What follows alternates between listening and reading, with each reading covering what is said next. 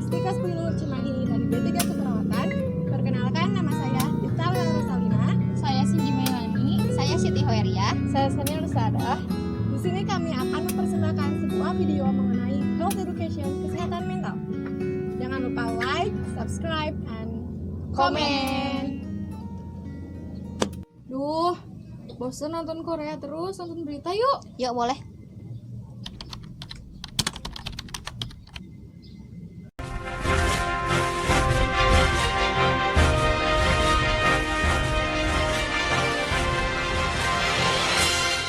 Selamat pagi pemirsa semua. Kembali lagi bersama saya Tita Rosalina sebagai pembawa acara di acara Sekilas Info. Hari ini saya akan membawakan berita yang terhangat, teraktual mengenai kesehatan mental. Pandemi virus corona tidak hanya mengancam kesehatan fisik, namun juga kesehatan mental setiap individu.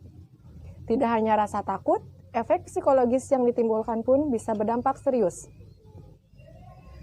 Wabah infeksi virus corona atau COVID-19 semakin meluas dan telah menjangkit lebih dari 190 negara, termasuk Indonesia.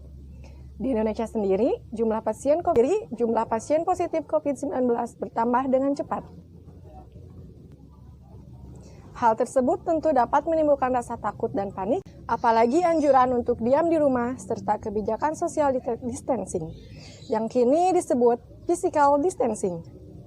Sedikit banyak menimbulkan jarak secara emosional antara keluarga, sahabat, rekan kerja, teman, atau umat persekutuan di tempat ibadah yang dapat saling memberi dukungan. Gangguan kesehatan mental yang terjadi selama pandemi dapat disebabkan oleh berbagai hal, seperti ketakutan terhadap wabah, rasa selama menjalani karantina, kesedihan dan kesepian karena jauh dari keluarga atau orang yang dikasihi, kecemasan akan kebutuhan hidup sehari-hari, ditambah lagi kebingungan akibat informasi yang simpang siur.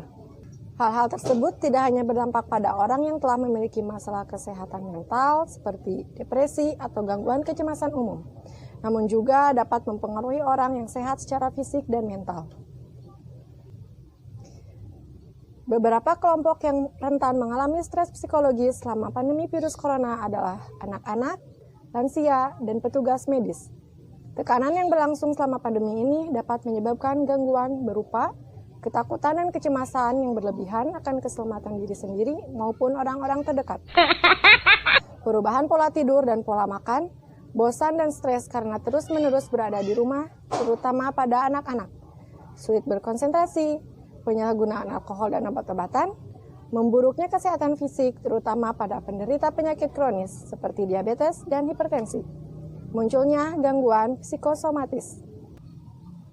Hah? Kenapa? Kok sama kayak yang aku rasain sekarang sih? Aku jadi susah tidur, makan jadi nggak teratur. Terus aku juga ngerasain stres, bosen, karena kan di rumah terus. Biasanya kan kita suka jalan-jalan keluar gitu. Kamu ngerasain gitu nggak sih? Ngerasain? Ya udah, gimana kalau kita sekarang konsultasi ke dokter aja? Yuk. Hayu meluncur.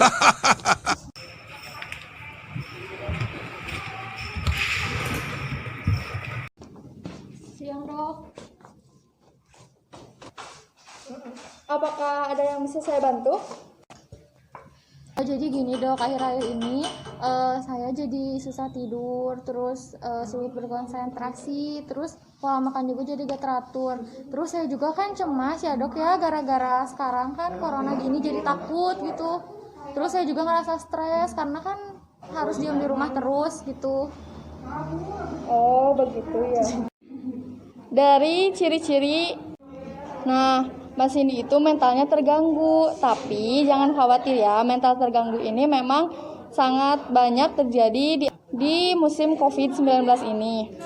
Nah, ciri-cirinya yang tadi memang masih banyak ciri-cirinya tadi seperti kecemasan yang berlebih, ketakutan. Terus ada juga ini di sini ada perubahan pola tidur dan makan. Betul ya? Tadi yang dirasakan Mbak Cindy.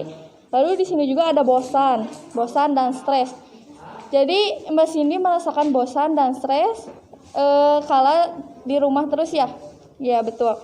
Terus di sini ada juga penyalahgunaan alkohol, terus adanya munculnya gangguan psikosomatis Mbak Cindy. Tapi jangan khawatir karena di sini juga ada penanggulangannya ya, karena ini memang masalahnya serius tapi masih bisa ditanggulangi.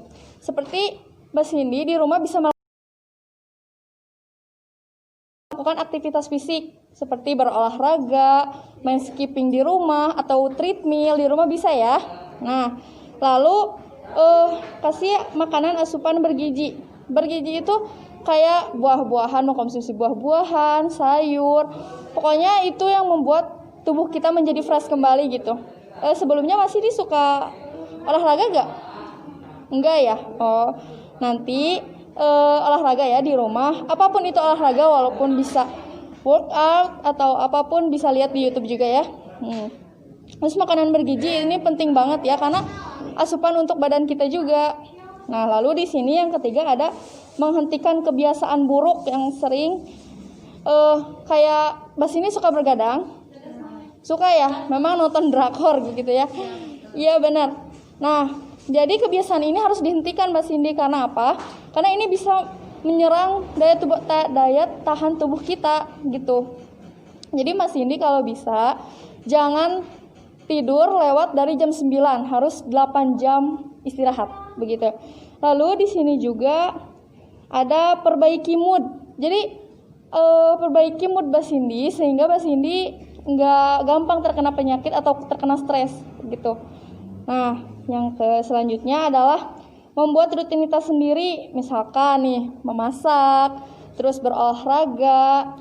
Yang penting tidak keluar rumah ya, karena kan di COVID-19 ini kalau kita mau belanja aja bisa online, nggak bisa keluar kan. Jadi kita bisa menyibukkan diri di rumah gitu. Yang selanjutnya ada yang lebih bijak memilih informasi, karena kan kita sebagai pengguna gadget pasti melihat informasi-informasi yang tidak akurat gitu ya. Jadi membuat cemas diri kita sendiri gitu. Jadi kita harus benar-benar memilih informasi yang baik gitu. Apalagi kan kalau di Facebook, di media sosial lainnya banyak sekali informasi-informasi yang hoax, belum akurat gitu. Nah, selanjutnya yang terakhir ada menjaga komunikasi keluarga dan sahabat. Nah, ini kan bisa kita jadi nggak bete gitu. Jadi kita bisa video call atau telepon atau kita ngobrol-ngobrol aja di via video call kayak gitu Mas Cindy. Nah, dari semuanya yang saya sebutkan, semoga Mas Cindy bisa lakukan di rumah. Karena kan kita nggak bisa keluar rumah ya. Nah, setelah itu kalau gitu apakah ada yang mau ditanyakan? Cukup ya? Cukup, gak ada yang mau ditanyakan? Tapi dok, dengan keadaan yang saya alami ini, saya perlu mengkonsumsi obat nggak? Menurut saya Mas ini tidak perlu mengkonsumsi obat yang berlebihan, karena kesehatan mental Mbak Cindy itu cukup ringan, tidak terlalu berat. Kalau gitu saya kasih vitamin aja buat Mbak Cindy ya. Ini bisa resepnya diambil di depan ya Mbak Cindy. Ini saya sudah buatkan resep. Nanti Mbak Cindy di rumah lakukan aktivitas yang bisa membuat mood Mbak Cindy lebih baik dan jangan stres, jangan begadang. Itu udah?